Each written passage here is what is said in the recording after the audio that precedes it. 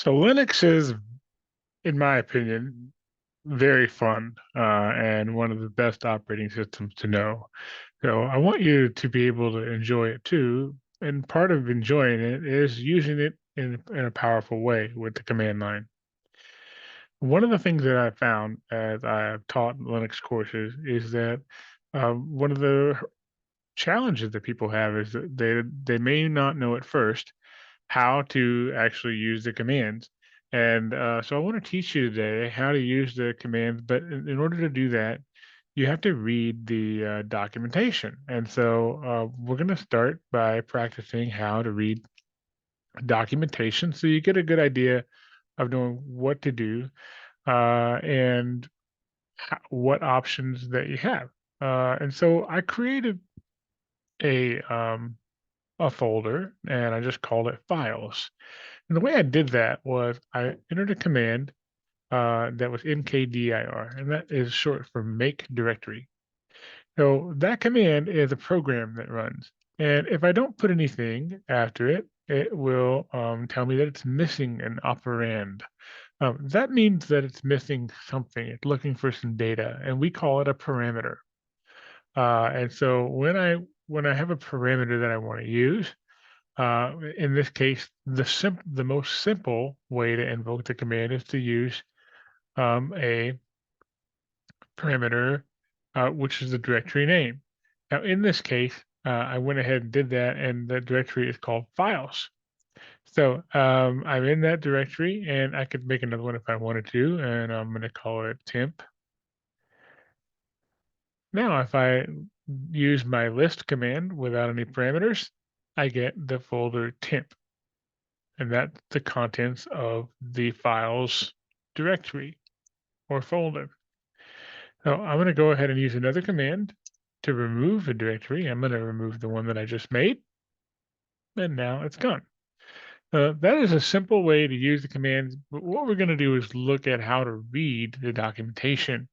So when you go and you use the command man for manual, and I'm just going to go ahead and use the command touch.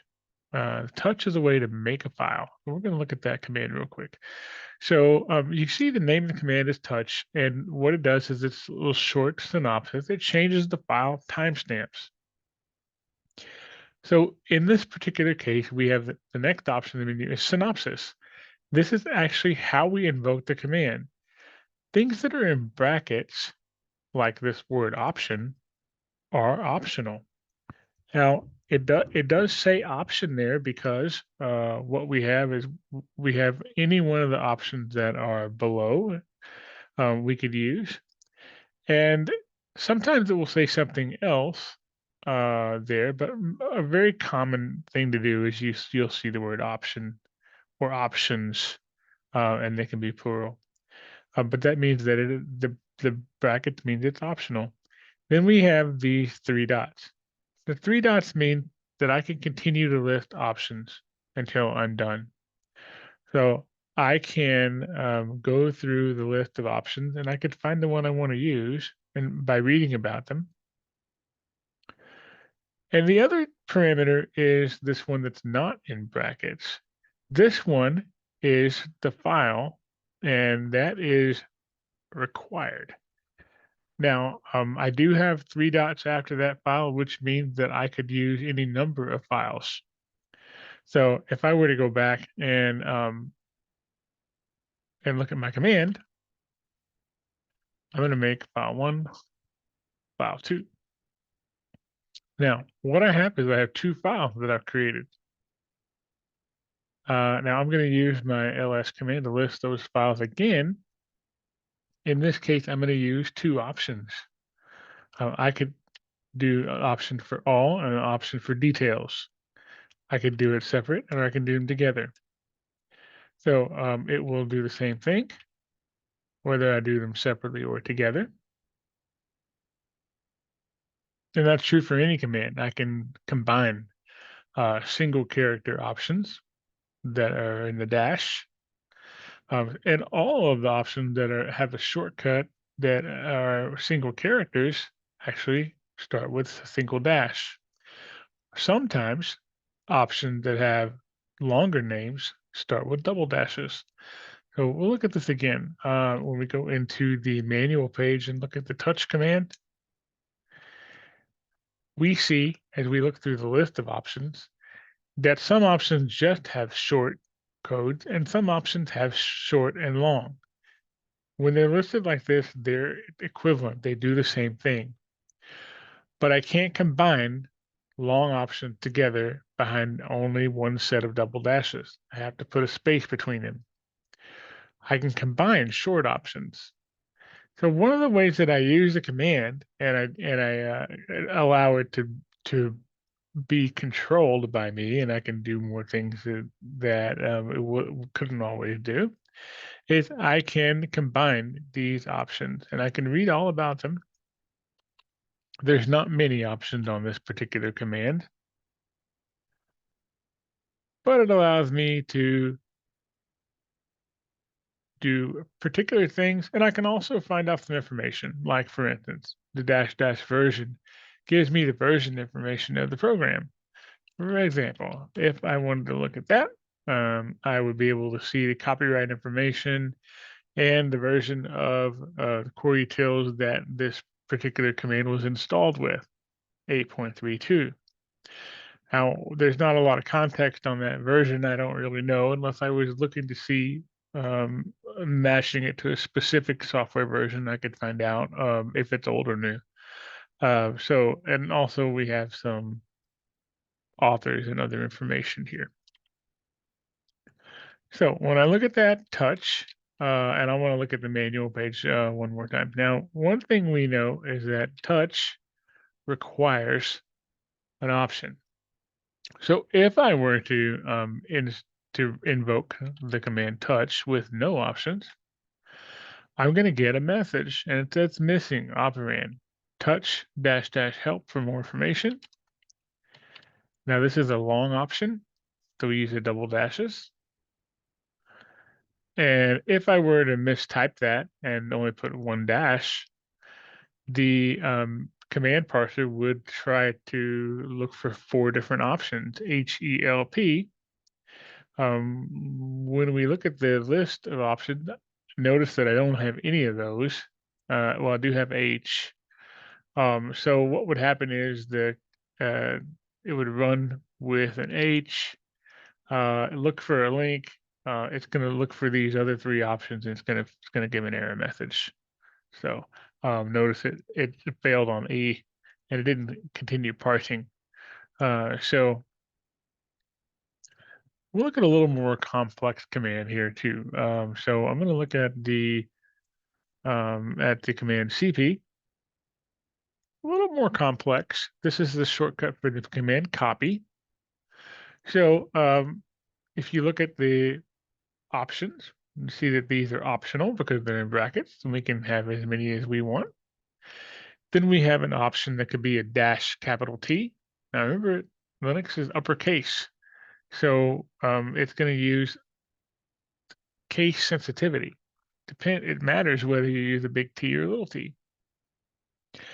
And then there's two parameters here that are required because they're not in brackets. One is the source and one is the destination. Now, what we see in this particular synopsis is that there are three different forms of the command.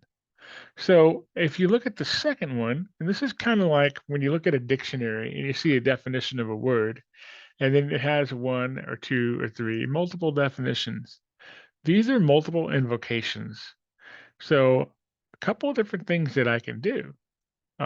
If I use the big T option, um, I have to invoke that. I have to look at what that big T means. Okay. And if big T means no target directory, treat the destination as a normal file.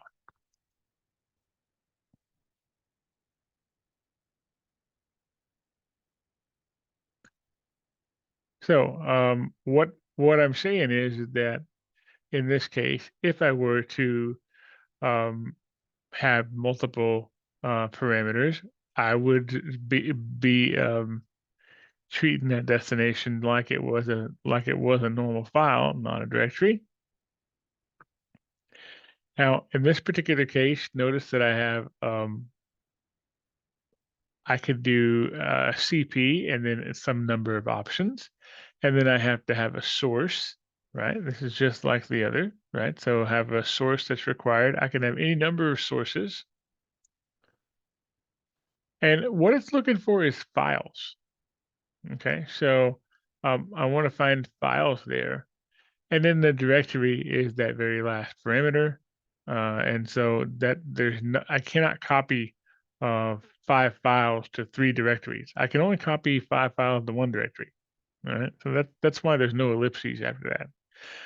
These are not arbitrary. They didn't just put them there to make them show up. They have a very specific meaning. And in this case, I use the little t and I put the directory first. So I'm telling it, hey, I'm going to go ahead and copy the files to this directory. And as you can see, the little t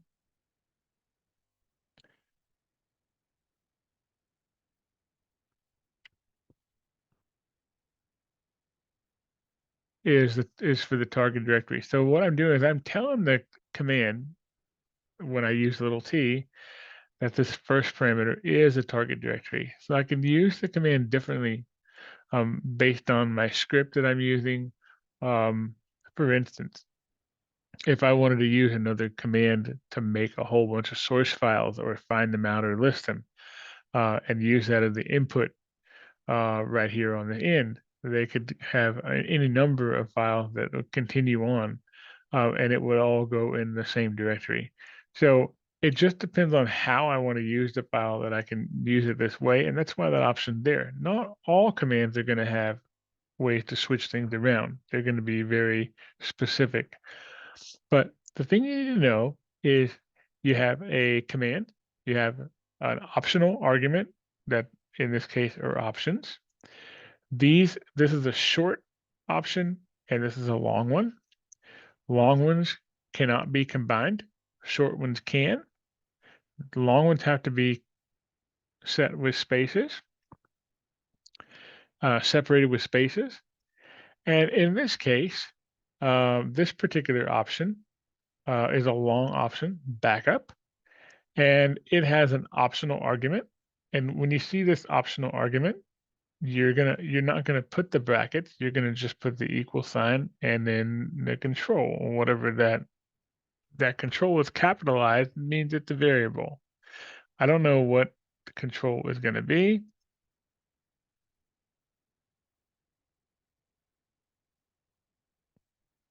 But that indicates that that particular value could change based on control. Another one, this is a long option, preserve. If I have some options that come after it, I have to use the equal sign and I can use attributes out of this list. So context, links, X, at, and all. So I could use any one of these attributes or timestamps or ownership modes in this list of attributes. But if I include one, I have to use the equal sign to indicate that I'm attaching it to the preserve option. So this is a way to begin to understand and parse the manual pages. You always want to use the manual in order to look at the documentation of commands before you use them. So here's another example. We'll use the file command, man file. Now, file is much more complicated. I have a lot more options that I can use. Notice there's a lot of optional options, so I don't have to use anything. I use the options when I want to control something. So in this case, I can just use file, and I'll go ahead and do that with my file that I made. So the file is my command. File one is my parameter, and it tells me that file one is empty. So what I'm going to do is I'm going to use my cat command, and I'm going to and I'm going to use echo. Hello, this is a line of text, and I'm going to send that output to file one with my output separator. Okay, and that's my now I should have, if I want to look at that file, I should see that it has some text in it. And if I look and see it, it says, oh, look, now it is ASCII text. So I've used that file command. I've given it a parameter. The parameter is the name of file one. And there it is, ASCII text. Now, I could also use other parameters like this. In this case, the asterisk. It's going to mean give me everything as an input into file. And what will happen is it will look at those two files in the folder and it will send each one to file in turn. And I get the output. One is ASCII text, one is empty. Now I could also, because I have the file input has an ellipses after it, and we can look at this. If I go to file and I type usage,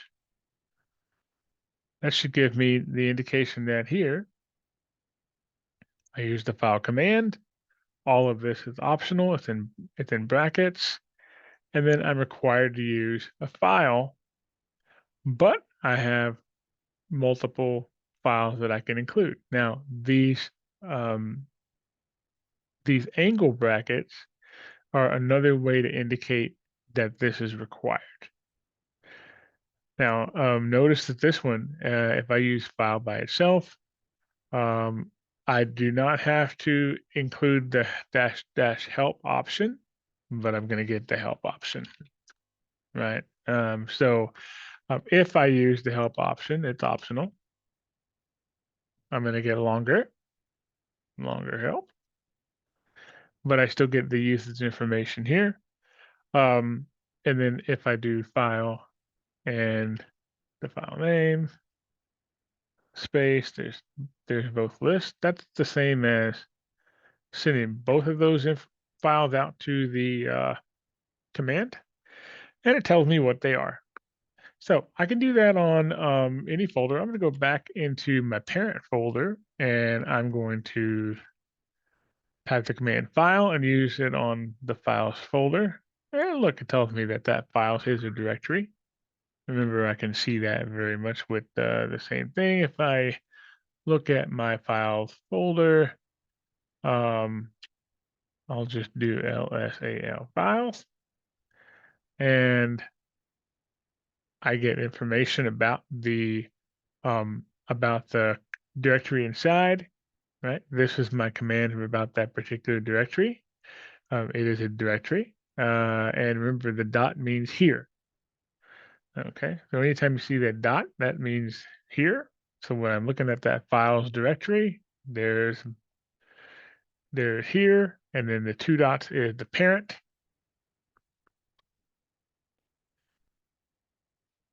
And so remember, any command that you look at, it could be a system command or a user command, but it's going to have a manual page, or it's going to have some usage information. We'll look at a command called which. So I'm just going to look at which, and I'll do the short option here, which help. And the usage is user bin which some optional argument and then argument. So I'm going to look at the which command, and it's going to search the path, and it's going to tell me which actual location of the command that I'm invoking. So I'm going to do which CP, and it tells me the path of that is user bin CP. If I had another directory in my path statement and it searched it first, then it might give me a different path there. But I could do which with any command I want. What we can do is use C and autocomplete. You want to list all 393 possibilities? No. But here we'll take chmod. Okay. And change mode. All right. and I'll just do which change mode, and you can see that is in the bin folder. Any user can access that and change the mode of the file that they own. So that's true with any command. You can do that and see where that file is located, as long as it's accessible in your path.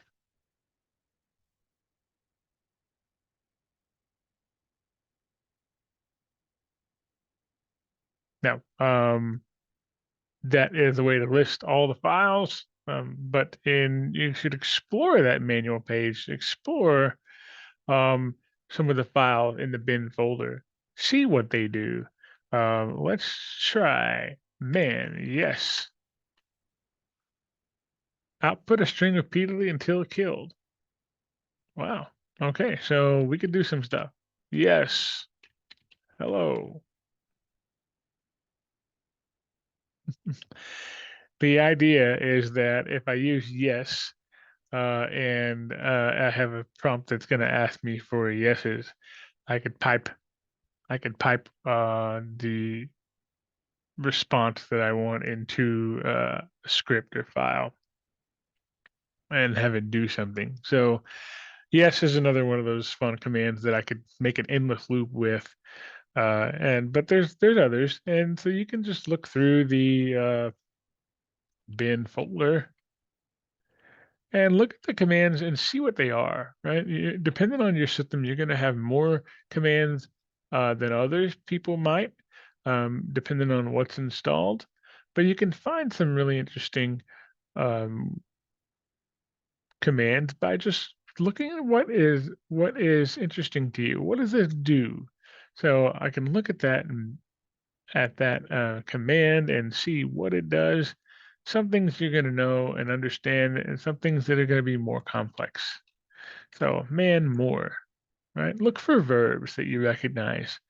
So, a lot of times, the names of verbs that you recognize will help you remember what these things do. More, okay? A file per usual filter for CRT viewing. This is otherwise known as a pager, right? So, in this particular case, I am looking at the manual page, but I think I'm using more to do that. So when I look at a manual page and it gives me that screen, it's actually piping it through more. I could also look at less. That's another pager that works differently. So I know a lot of times you'll find commands um, that are kind of snarky. It's like, okay, more or less. What's the difference? There's just a little bit less help or less options in less. So if I did man less, pipe less, as you can see, the screen is a little bit different. It still pipes the output through less, but there's not any help here. I still have that option. I can still go to the help. I can still get out of the help and scroll through the file, but it's just a little bit slimmed down. So I hope you enjoyed this tutorial on using commands and that helped you learn more about Linux. Thanks.